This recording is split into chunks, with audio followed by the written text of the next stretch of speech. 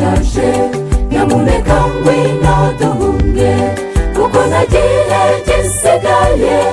Ibyanditswe birabihamya, ariko bamwe ntibabibona, abandi baradamaraye, bibereye mu munyenga, ntibaziriva n'irizima.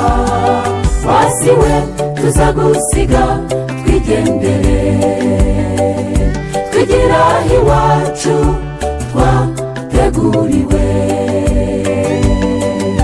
Tuzishima turirimbe haleluya. Wasiwe tuzagusiga twigendere, twigira iwacu twateguriwe. Tuzishima turirimbe haleluya.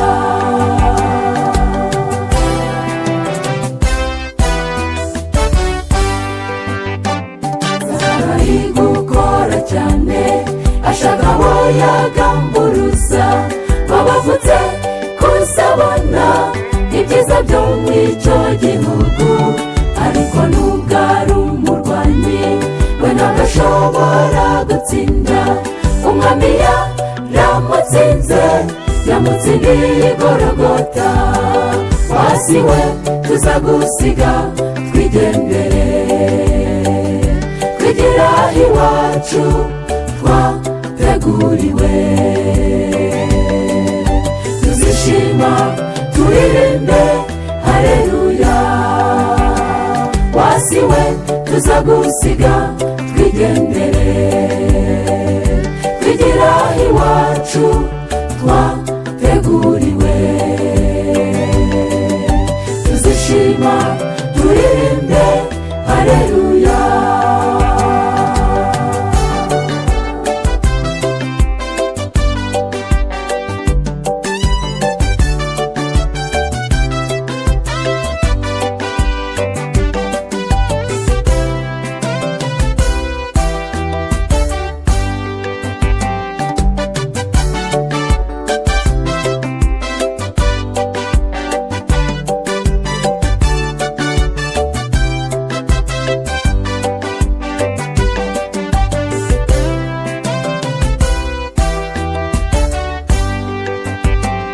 Abantu bo muri iyi minsi bibereye muri bizinesi, badashakira ubutunzi, ibindi byo bizaze nyuma.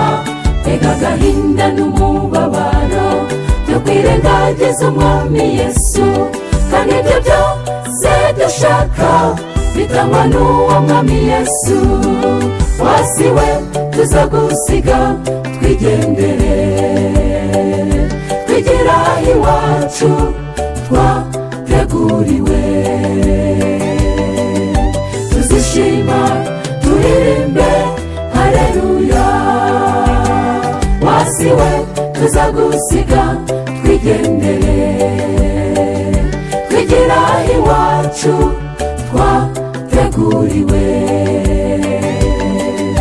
Tuzishima turirimbe haleluya.